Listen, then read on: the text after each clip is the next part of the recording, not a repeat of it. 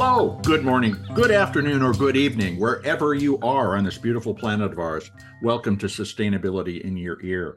This is the podcast conversation about accelerating the transition to a sustainable, carbon neutral society. And I'm your host, Mitch Ratcliffe.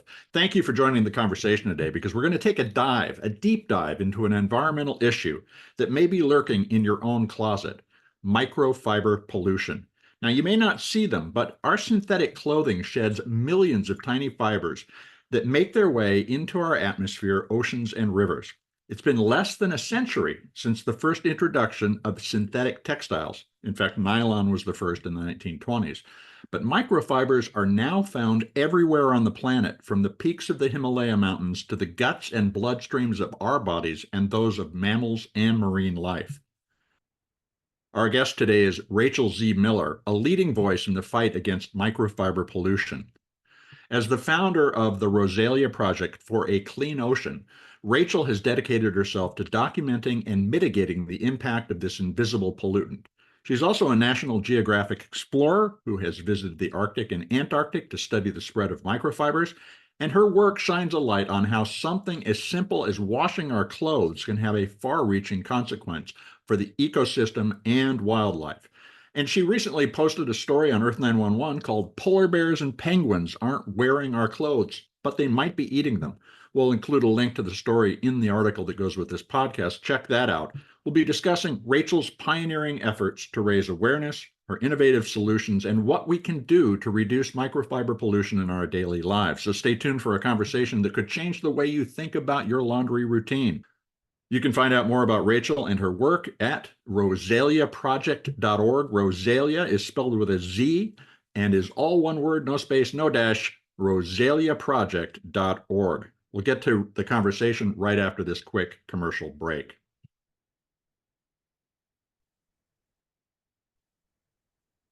Welcome to the show, Rachael. How you doing today? Thank you very much. I'm great. It's a beautiful summer's day in Vermont. How are you? Doing well, doing very well, and thank you so much for joining us, as well as for contributing the article. It was a great read, and I wanted to get you on the show and talk about it a little bit. A lot of our audience is familiar with microfiber pollution, but some folks may not know, where they came from and how they reach the environment. Can you give us a quick rundown of microfiber pollution, the problem? Yes, simply put, microfiber pollution happens when small, often microscopic bits of textiles or anything that is made of fiber, like fishing line or something, infrastructure, textiles, but especially our clothing and home textiles, when these little bits break off and they end up in our environment. That's the simple definition. It could also be thought of as fiber fragmentation. So we're talking about things that are nanometer size in some cases. Can you see this stuff ever? You can see it, you can see it related to your washing machine Mhm. if you were to filter the water coming out, but most people can't do that. So dryer lint Mhm. is the part of this problem that is being caught by your dryer. But if you have the opportunity, like your dryer is vented directly outside, which most are, you could go outside and look at the bushes outside your dryer and no doubt see the evidence of fiber fragmentation and the fact that it's getting blown out into the air right there outside your dryer. A great example, and too often we want to see this evidence, and it's so hard to surface this evidence. So, what initially drew you to the issue of microfiber pollution? What woke you up? Through a nonprofit that I founded called Rosalia Project for a Clean Ocean, we'd been working on the problem of marine debris since we started in late 2009, so working since 2010. And we'd been working on derelict fishing gear, consumer debris, and microplastics. But it was an article, a popular science article, like exactly what Earth 911 does, I have to say, that turned us on to this problem. It wasn't a scientific journal, it was reading an article that kind of was breaking the story of our clothes falling apart and those little bits from our clothes ending up, in that case, in the ocean is where it was first discovered. And, when we heard that, or when we read that, it was a problem that screamed at us. Mhm. There's like things that kind of speak to you a little bit or move you a little. This was something that absolutely screamed at us, our group with Rosalia Project for a Clean Ocean. And we thought, well, we never thought of this, but of course this is happening. I mean, Mhm. your jeans go white or it opens at the knees. Your favorite t-shirt goes super soft. That happens, we're aware, but I never thought about where that stuff went. Once we thought about where it went and we realized that away isn't anything but in the environment and especially in our public waterways, we knew we had to be part of the science, at the solutions, and the word spreading about this problem. Well, you're so right. There's no such thing as a way. We don't throw something and it disappears. It persists in the environment. So when we think about plastic pollution, particularly when we think about ocean plastic pollution, a lot of people focus on bags and so forth, but the microfiber pollution is just, it's thick in the soup of the garbage jars and so forth. Can you characterize how microfiber pollution compares to other forms of plastic pollutions in terms of volume and impact? Of course. This is a little bit of a problem with units and not Mhm. so much comparing apples to oranges. We're sort of all in this plastic pollution or marine debris world. It's more like comparing how we compare the pieces. So, for example, we see a lot of consumer debris and derelict fishing gear, and collectively it weighs a lot or it takes up a lot of physical space. And that's one thing. Now, with the microplastic and microfiber pollution in particular, it doesn't necessarily take up a ton of space. Mhm. But the situation is that it doesn't take up a lot of space. Its smallness is part of the problem. You can't reach down and you pick it up. It transcends, we're learning all the boundaries. So it can float, it can fly in the air, it can sink, it can be taken on or ingested or inhaled by creatures at all levels of the marine food web. And now we know it is being ingested and inhaled by humans. Mhm. So while you can't use weight or volume as a particularly indicative measure of the problems related to microfiber pollution, what we can use is the fact that in every region in which the world geographically, so thinking of the world kind of across latitudes and longitudes, wherever people have looked, I've yet to read a paper that says there's none here. Not every sample has microplastic or microfiber in it, but every region in which people have sampled or every location has had it. Furthermore, it is being shown to be in multiple environmental compartments. We Mhm. ourselves did a study where we sampled the whole Hudson River in the air at 2 heights, in the water at 3 depths, including the surface, and Mhm. also in the soil. And again, we didn't find microfiber or microplastic in every sample, but we found it in every environmental compartment and in every kind of region of the Hudson River.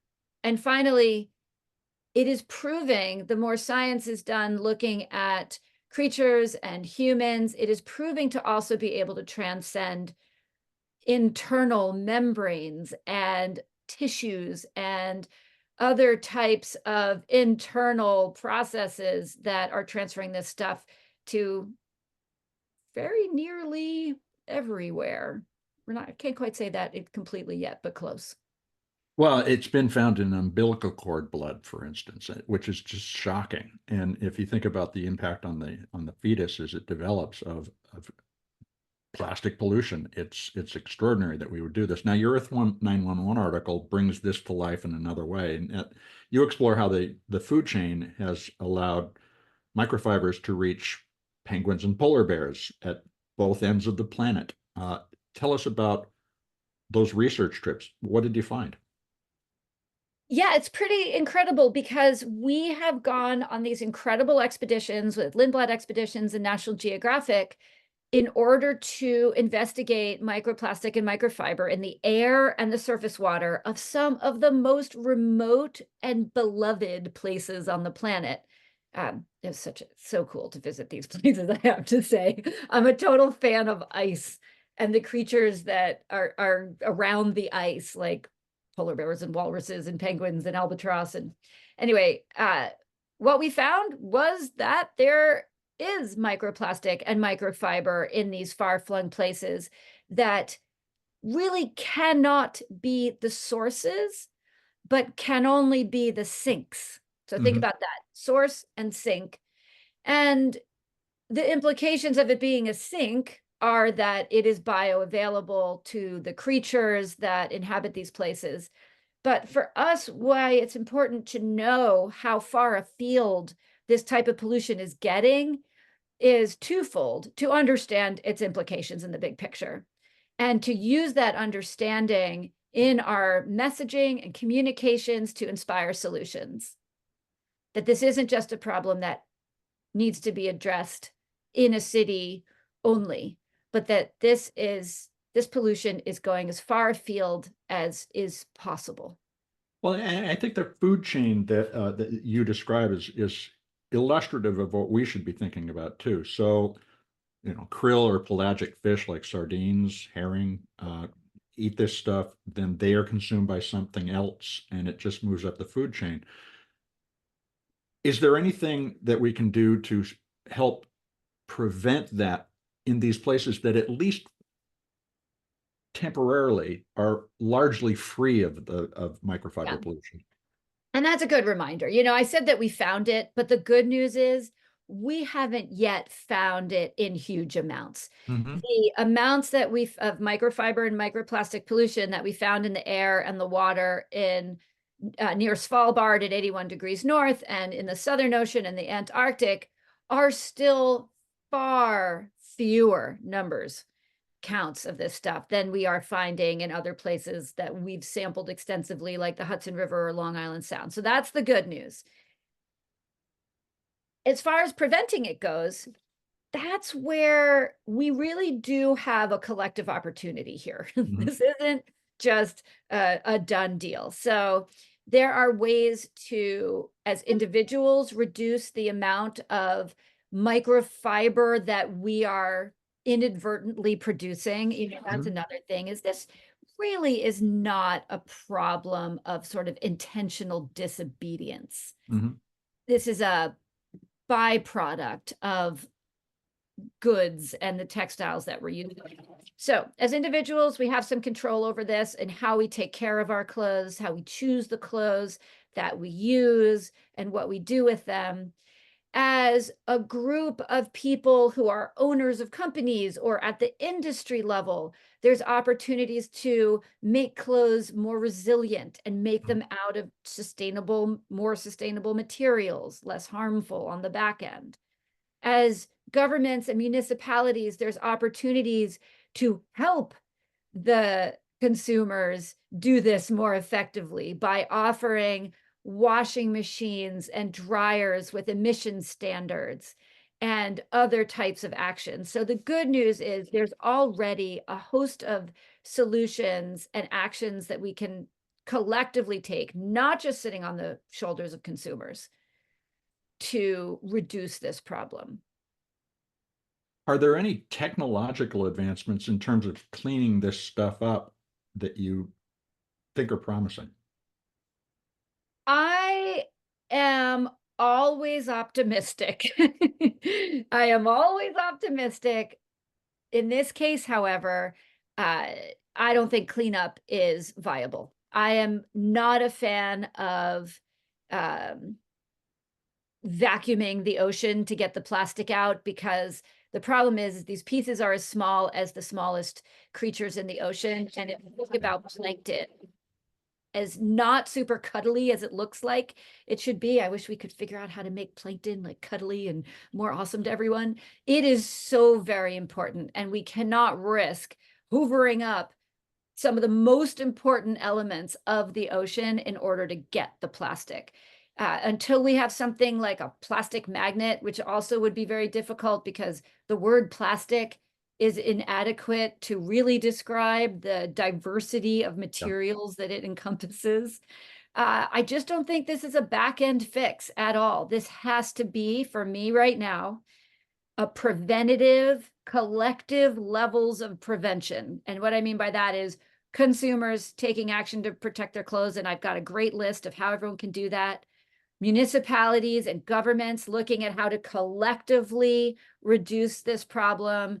The fashion industry and other textile industries also looking at how they collectively prevent this problem. So for me, this is largely a prevention challenge. So reduce first, and then we'll figure out the rest later. That's the Yeah, immediate way to make an impact. I really think, and I do think it's possible. I really do. We've been relatively unaware of this particular problem. It was only kind of discovered in 2011. Mhm. And at that point, it was very focused on washing machines only. And so, it's barely a decade old as a problem that we know. And to think of how much has happened in those 13 years, it's pretty incredible. But I hope that the pace continues at this speed. That's encouraging. And there's a lot more to dig into this conversation. So we're going to take a quick commercial break. We'll be right back.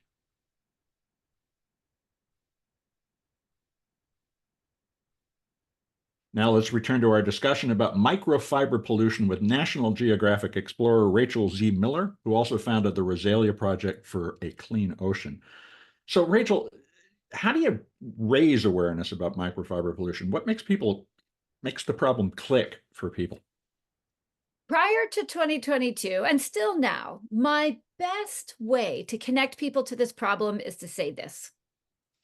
Everyone who wears and washes and dries clothes is part of this problem. And everyone who wears, washes, and dries their clothes can be part of the solution. This is not a problem that feels super other, like derelict fishing gear. A Mhm. lot of people have a really hard time kind of connecting their lives to the horrors of derelict fishing gear. Uh, a lot of people even have trouble because, say, they are doing their best to recycle. They disassociate themselves, they don't litter. And so they Mhm. disassociate themselves from consumer debris, although just not littering and recycling doesn't Do completely enough. disconnect, but that's still a situation in communication. And it is an extra challenge to be communicating and trying to inspire people to be interested in a problem of something that they can't see with their eyes. So the good thing is that everyone wears clothes and all clothes break. It seems like such a weird sentence. I would have never said that sentence before starting to work on this, is like to have broken clothes. I mean, like a button could break or a zipper could break, but I am talking about the actual threads in Mhm. your clothing breaking and causing a potential incredible amount of harm. And that brings me to the messaging that only recent scholarship has allowed us to add. And that is the situation as it relates microplastics and microfibers to human health. Mhm. There was virtually nothing slash very little before kind of 2022, 2023-ish. And even just this year, there's been 3 extremely pivotal peer-reviewed research papers that have come out. Pivotal in that what we had prior simply said, there is plastic in blood. There's plastic in lung tissue. There's plastic in, well, throughout the reproductive systems of both men and women, including, like you said earlier, of like placentas and umbilical cords. Mhm. We knew it existed. And as people do more work where they're able to look in human organs, they're finding it. In fact, there was just a study that was recently released. Someone shared it with me last night that it has now also been found in brains that were, this is this is under review still, so this one's not published yet, in brains that were dissected, human brains in this calendar year. So that kind of was the first piece. Is it in our bodies? The answer is yes, in more and more places. But clearly there needs to be another question, which is the so what? Mhm. So what are we just, is it just going through and ending up a wastewater treatment plant problem? Like what's happening? And the information that's come out, especially this year, is showing that no, in fact, it is not necessarily just passing through without causing harm. And we now know that there are associated or correlated symptoms of ill health with the presence of microplastics. And, I'm not a toxicologist, so I can't go into this Sure. super in depth, but the one I want to share is was published in the New England Journal of Medicine in March of this year. And very cleverly, a team of researchers took arterial plaque that was removed from people who needed that removed in order to keep things rolling. There's 300 people in the study. It was removed anyway, so they got their hands on this stuff and dissected it, inspected it for microplastics. 60% had microplastics, and that 60% had a 4.5 times higher likelihood of experiencing stroke, heart attack, or death in the 34 months after that surgery than the group without microplastics. We have never had evidence like that about the potential harm or the associated harm that the presence of microplastics can have in the human body. That's a shocking concept.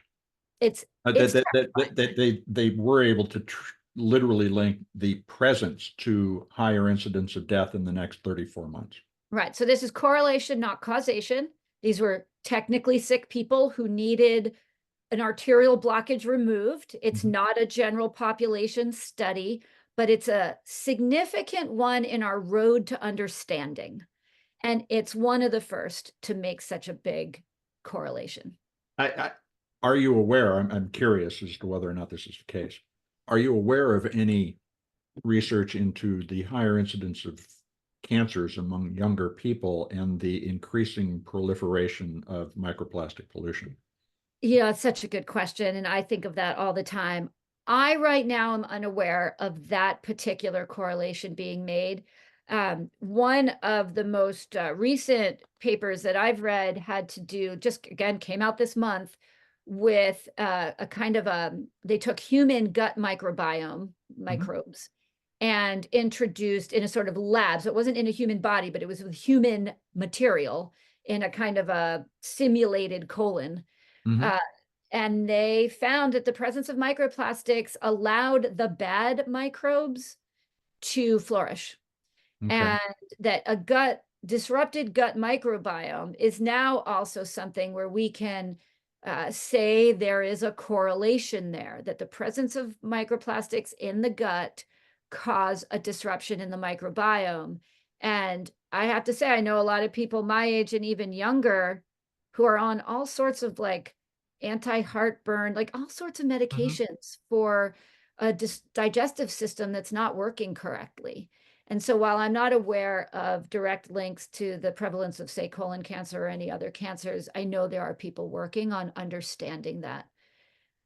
And it just all necessitates action from a prevention angle to reduce our collective exposure to this particular pollutant. And when you look at microfibers and the fact that they are in the air and we're inhaling them, that because they're in the air, they are able to end up on our food and in our beverages. And so we're ingesting them. Yeah. It really, for me, makes this unquestionably important to take action. Well, and to increasingly understand, which is, I think, what we simply, we don't comprehend what we've done to ourselves already. And as you said earlier, we're early enough in the rise of microplastic pollution that we could potentially begin to reel this back. Now, the Rosalia Project focuses on both prevention and cleanup efforts. And I wanted to ask you to tell us about the marine debris tracker and what you've been doing with cleanup data cards to help people document their progress in cleaning stuff up. I so appreciate this question because it is very easy for people to hear about Rosalia Project and call us a cleanup organization, which gives me the hives because we are not a cleanup organization. We are a prevention organization, and we use cleanups for two primary reasons. They are extremely important, but not as an end. They are the means to prevention. And here's what we do with that. So with Rosalia Project, we always collect data with our cleanups. I realize that not collecting data means we could pick up more stuff, but I would rather pick up half the stuff and know what it is so that we can prevent it than pick up all the stuff and never turn off the tap. So always with data, we've now picked up, because we collect the data, well over 1 million pieces of trash. But most importantly is we know what it is, and we are using that data to implement solutions in various ways. I have a great example. Well, I'll tell you the second reason, then I'll give you an example. Second reason is a lot of people never see it. And so a data cleanup can also help connect people, not just to amazing coastal places. And even if the coast is a pond or a lake or an inland river or the ocean, it connects people to a place, and it demonstrates how vulnerable these places can be to our man-made stuff. And adding the element of data to the pickup further makes the experience that much more powerful. Well, this is what I've found at Earth911 as well, is that if people know where stuff came from, how to use it, and where it's going to go, just so that they're thinking about the process, they begin to adjust their behavior. And what was really encouraging to me, talking to Jane Goodall recently, she said the same thing, is that this, just being aware of our place in the ecosystem and how we're already changing, we've already changed the ecosystem, but can begin to recalibrate our relationship with it. So like the marine debris tracker, so it's an app, you can download it and you can record that you've cleaned up, but that just tunes you into the fact that there's more crap out there all the time that you have to pick up. It's not necessarily just the impact of picking it up, it's the learning that's important. It's the truth. It's the truth. And thanks for kind of reminding me about that. Yeah. So the marine debris tracker is a way for anyone, anywhere, to be part of the prevention side of cleanup. And that means you're walking your dog, you see a bunch of bottles or bags or straws or bits of microplastic or whatever. It's a free app on all platforms. And the data goes to central place, depending on whose data card you use. You could use Rosalia projects. We love that. You could use the general one. It doesn't matter. It all is used in prevention. And so I'll just give you a cool example, because it just happened last month, is that we in Vermont and in Maine, where we do a lot of work, we see so much foam, like little tiny spheres of foam on the shoreline. Let's be clear, styrofoam is what you're referring Expanded to. polystyrene, yeah. Yes. So think about docks and what makes docks float and a lot of the ways. And can you picture, sometimes you see docks with blocks of expanded polystyrene foam, like they're usually blue underneath, and that foam is unencapsulated. It's just like naked foam. Yeah, so a lot of people use this kind of naked or unencapsulated foam for docks, and the ocean or the lakes, wherever it is, it's not gentle. Even a lake is, the water always wins. The water will always destroy the stuff. Yeah. And so if you allow it to be vulnerable, that's what happens. And so we've been collecting data for 14 years.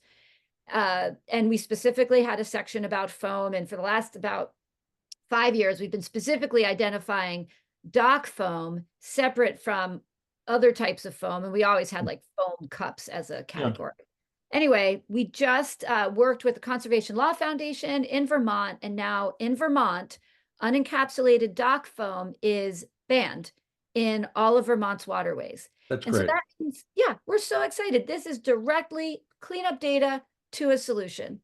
And there's a partnership now, a coalition of organizations through Sea Grant and UVM and University SUNY Plattsburgh and Rosalia Project to spread the word across the other side of the lake. So, I mean, it's one thing if Vermont does that, but we share the whole lake with New York State. So we do need kind of wholesale buy-in, would be better. That they're going to, with this coalition, including our organization, we are all going to work together to make sure that this new law is respected. And it's great. It's absolutely data for solutions. So you mentioned earlier there's some simple actions individuals can take. What can you share, 3 or 4 of them? Of course. Okay, so we'll start with in your own home and with clothing. One of the most important things we've established a couple times in this conversation is prevent microfiber in the first place completely. And this is like, for me, a sort of circular thinking. When you think of the circular economy, one of the first strategies is prevent the leakage. So that's leakage meaning man-made stuff into the environment. So prevent the leakage. That means take care of our clothes. Wash less. So this is really directed more for kids. Parents love it when I'm the one delivering this message, but not every single thing that you wear is dirty enough to be washed. And so that's one thing. The next is spot clean when you can. If you just have a little blob of something, just spot, doesn't have to be completely washed, because washing and drying is pretty hard on your clothes. The next is to wash in cold water. So that makes a really, really big difference. It's incredible, actually, how big a difference it is to wash in cold water. The next one is do 3/4 to full loads. That means less abrasion between garments happening. And then air dry when you can. We have an open source paper that establishes the link between electric vented dryers and microfiber emissions to the air.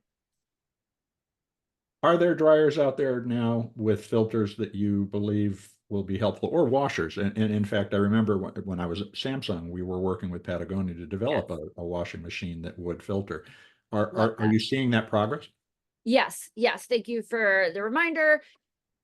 We are starting to see washing machines with settings that reduce microfiber. I know that Samsung launched that, but also there are not just companies that are working on inline microfiber filters for washing machines, but there are states that are working on requiring that. And that will in turn inspire some pretty fast innovation, especially if multiple states do it. We'll get complete sort of cross, it'll affect the whole supply chain. So it sounds like we're seeing that progress potentially for stopping it in your home. Is there the suggestion that the same kind of filtering could be done at a larger scale in water treatment plants? So the good news about wastewater treatment plants is that wastewater treatment plants have been shown in influent and effluent studies. So they take samples of the stuff coming in and they take samples of the stuff going out, and they found that especially in the US, where we have quite good wastewater treatment plant technology, that in the 90% of the microplastics and microfibers are stopped. So that part is good news. The part that's tough, I know this is the part that's tough, is that there's a mass balance problem. That stuff isn't necessarily disappearing. We think that it's ending up in the biosolids. So now we have to look at how each community is dealing with their biosolids. We know that in New Hampshire, due to PFAS concerns, biosolids that used to be put on fields are no longer. There's other communities that burn, that incinerate it. And then there's so many that I would normally say is amazing adaptive reuse of a biosolid into a fertilizer.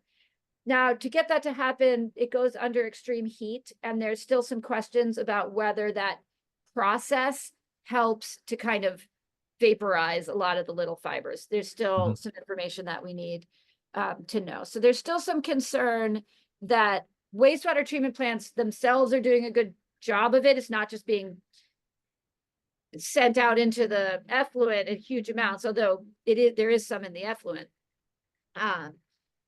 Yeah, I don't think this is the place where we need to spend the most time, because what's being accomplished is it's pretty good. And then there's these other questions. It would be such a bummer to ruin a great adaptive reuse of material. So what advice would you give to a policymaker or to a corporate leader who wanted to make an impact on their microfiber pollution at a larger scale? Yeah, I love that question. And the answer is there are actions to take, and to please do it. So they're all, for me, based on reduction. So on the front end, with machines that jump in on these requirements that there's some kind of filtering going on, or there's some kind of maximum or emissions standards for both washing and drying. Our dryer study showed that a larger lint trap caught more than a smaller lint trap. It was kind of a pilot study on that. We didn't expect there to be such a big difference, but we had 2 dryers, and the other, mine had a smaller lint trap on it, and I regularly had more lint going outside the vent than my colleagues who had a huge lint trap, and she regularly caught more and emitted less. So there's some technology that may already exist to help do this. Oh, it also says for people, clean your lint traps, not just to keep your house from from burning down, but also to keep microfiber out.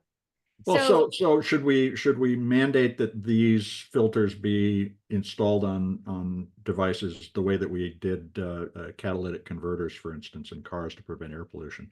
yeah, I'm all for that. So I think that's one way a policymaker can jump in on this, is looking at requirements for both washers and dryers. And another interesting one that Massachusetts took on last year or the year before is they straight up said no textiles in our landfills. And Mhm. I think this is fascinating way to go about it, because then it means that as a consumer, you're kind of stuck with the stuff, Yeah. and you have to make an effort or pay to get rid of textiles separately. And hopefully that in turn helps something that's so important for us to do collectively, which is to slow down fashion. Yeah. Is to, I have a couple more actions that sort of consumers can take, and that has to do with slowing down fashion. So thrifting, buying clothes that already exist, just taking care of your clothes better mean that there's a chance that the next person can wear them. I know not everyone can buy the good stuff, but investing in clothes actually does matter. There have been studies that have looked at, say, a very inexpensive fleece versus something like a Patagonia fleece, and has found that the more expensive clothing sheds less than the cheap stuff. And that's a tough one, because so many people are struggling. But when you have a choice, that is one that does make a difference. And then that you can also do some strategy. So I'm not throwing my fleece away. I don't encourage anyone upon hearing this podcast, please don't throw your fleece away. Keep it, take care of it, only wash it when it needs washing. And I just now wear it on the inside. Mhm. So I don't wear fleece on the outside anymore when I go outside to do sports. I wear something that's much lower shed. And you can tell something's lower shed because it's tight weave. You can even use your cell phone to have a look at the weave. Just go to maximum magnification, and you can start to see it. And if you've got a microscope, even better, microscope some of your clothes. You can also take some packing tape, and you want to be careful with it. Do it on the inside if you're worried, but packing tape and like white paper and dark clothes, just put a little piece on, rub it 3 times and kind of pull it off. And you'll be able to compare clothing to see how Hmm. much shed you're getting. It's pretty Interesting. fascinating. Yeah.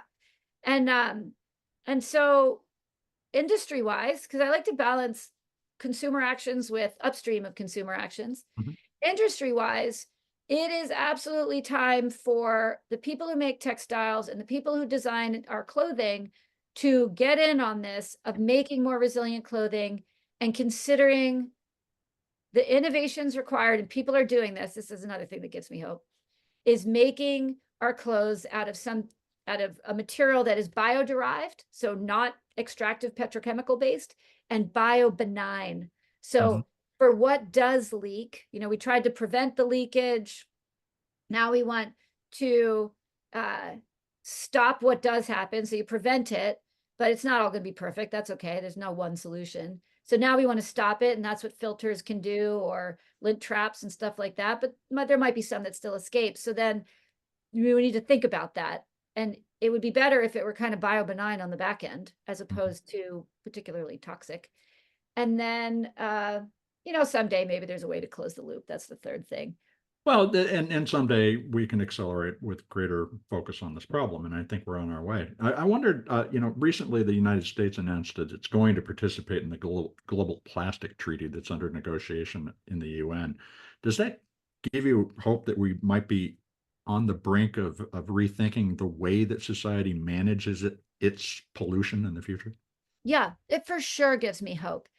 I think for this problem, which is a particularly, this problem is disrespectful of boundaries. Microplastic, really trash of all kind. If it floats or it flies, which a lot of consumer debris floats, a lot of the microplastic and microfibers can fly around the air. It doesn't care where it started or where it ends as far as country boundaries go. And so when we have a pollutant that is so global, I love, and it does give me hope that people are working on global level solutions and agreements. There's a lot to do. And thank you for sharing so many good ideas. How can people learn more about the Rosalia Project and get involved? Love that. So we put a bunch of links in the article. So definitely check out the article in on the Earth911 website. And then I would say, keep an eye on us, join us. I'm going back to the Antarctic at the end of this year. I'm frequently posting on Instagram about the experience and what we learn. All of our reports from the expeditions are free. We do them something called story maps. So check out rosaliaproject.org and then go to the CSI for the Ocean page. You can see story maps that inspired the article and the work that inspired the article. If you're on a Lindblad National Geographic expedition, come throw the bucket with me. That's a good one. We also have opportunities for people 18 and up. Our high end so far is 72, but we're willing to go higher, to volunteer for a Rosalia Project expedition on our expedition vessel, a 60-foot sailing research vessel in the Gulf of Maine. Sign up for updates with Rosalia Project and the Coraball.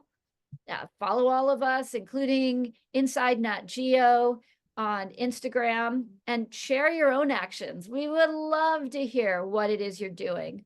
I am a believer in collective action, and not just on the part of consumers, but on the part of communities, municipalities, states, and nations. The way I like to say it is lots of littles make a big. Lots of a tiny little problem you can't even see adds up to big, big issues for our ocean and the creatures, and it's looking like humanity. But lots of small actions on the part of people in their homes and in their companies and in their governments can add up to big positive impact.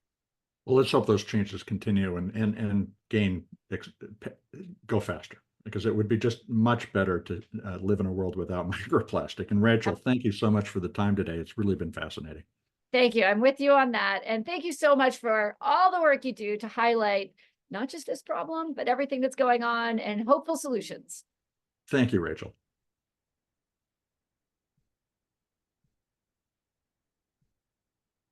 You've been listening to a conversation with Rachael Z. Miller. She's a National Geographic explorer, and she's the founder of the Rosalia Project for a Clean Ocean. You can learn more about Rachael and her work at the Rosalia Project site. That's rosaliaproject.org, Rosalia spelled with a Z. And you can also follow her work at National Geographic. Rachael shared a lot of good ideas. And if you want to take a deep dive, take time to read her recent Earth911 article, Polar Bears and Penguins Aren't Wearing Our Clothes, but They Might Be Eating Them. She also mentioned CSI for the Ocean, which is discussed in the article. It's a fun science program that can get kids and adults engaged with the environment and what microplastics and microfibers shed from our clothing is doing to nature and our own bodies. I'm going to start by examining the weave of my clothing with my phone. I hadn't thought about doing that before. And I think the main takeaway is that by buying well-made clothing and washing it less frequently in cold water, we can make big steps to reduce our microfiber impact. But it'll also save you money in the long run, because your clothes are going to look better longer. It's just one change that we can make. And check Rachel's article and the Rosalia Project website for more of her ideas. Here's another change you can share. Would you take a moment to share this podcast or any of the other interviews we've produced for sustainability in your area with your friends and family?